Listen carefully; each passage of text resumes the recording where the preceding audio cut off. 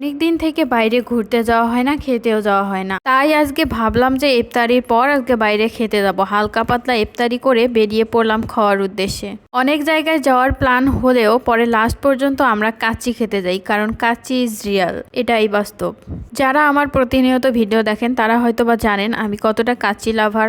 যখনই আমি কাচ্চি খেতে আসি তখনই এই আউটলেটটায় আসি। এটার ডেকোরেশন অনেক সুন্দর, নতুন করে আর কি বলবো, যাই হোক কিছু বলার নাই। এই তো আমাদের খাবার চলে এসেছে, কিন্তু এখানে একটা মিস্টেক ছিল। সেটা হলো এখানে যে কাচ্চির মাটনগুলো দেওয়া হয়েছে সে মাটনগুলো অনেক ছোট ছোট ছিল। তো পরে বললাম যে চেঞ্জ করে দেওয়ার জন্য, উনি অনেক ভালো ছিল, বিনয়ের সাথে একদম চেঞ্জ করার জন্য নিয়ে গেল। আর আমি এখানে বসে বসে ওয়েট করতেছি কখন আবার নিয়ে আসবে।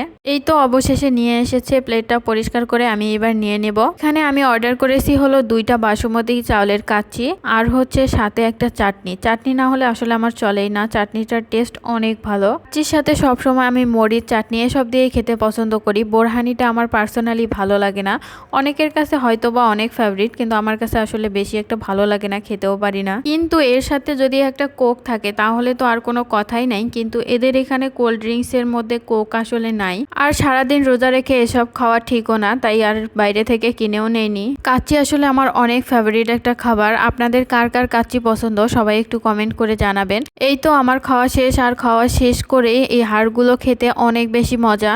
আর এই হাড়গুলো খেতে খেতেই মনে হচ্ছিল যে আরো এক প্লেট খেতে পারবো, পেটটা যেন খালি হয়ে যাচ্ছিল আমার। আজকে অনেক খাওয়া দাওয়া করেছি গাইস, এবার হাতটা ধুয়ে নিব সুন্দর করে। হাত ধুতে এসে মিরর দেখে ভিডিও না নিয়ে আর পারলাম না। আসলে আমরা সব মেয়েরাই এরকম মিরর পাগল, কারণ মিরর দেখলে আমাদের মাথা ঠিক থাকে না, সেখানে আমাদের ভিডিও ছবি উঠাইতেই হবে।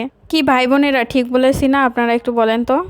অনেক ঢং করতে করতে হাত ধোয়া শেষ করে চলে এলাম, আর এসেই দেখি বিলটা দিয়ে দিয়েছে। এখন বিলটা আমাকে দিতে হবে গাইস, অনেক বেশি কষ্ট লাগতেছে বিল দেওয়ার সময়। যাই হোক, কষ্ট পেয়ে তো লাভ নাই, খেয়েছি যখন বিল তো দিতেই হবে। তারপর এরা যে এই আইটেমটা দিয়ে গেল, এটা খেতে আমার অনেক বেশি ভালো লাগে। কিছু খেয়েছি আর কিছু কিন্তু সাথে করেও নিয়ে এসেছি। এটার নাম আসলে আমি জানি না, আপনারা যদি জানেন অবশ্যই কমেন্ট করে জানাবেন। আর কার কার খেতে ভালো লাগে তারাও কিন্তু কমেন্ট করে জানাবেন গাইস। এখান থেকে কিন্তু আমি টুথপিকগুলোও নিয়ে নিয়েছি, কারণ এগুলো আমার কাজে লাগবে।